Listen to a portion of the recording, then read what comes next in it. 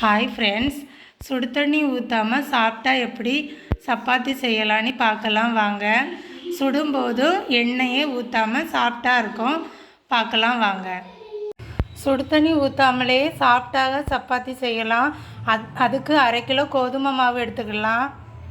உப்பு, 150 எண்ணெய், 2½ கப்பு பச்சை தண்ணி ஊற்றிக்கலாம். சப்பாத்தி பதத்துக்கு விரவிக்கலாம்.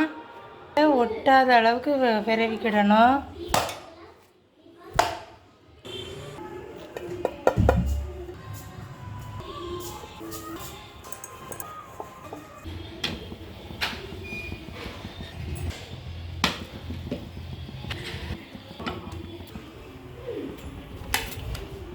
ஒரு கையிலே பீப்படுவது பாருங்கள். சாப்பிட்டான சப்பாத்தி ரெடி.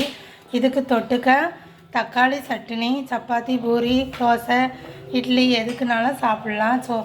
சோறுக்கு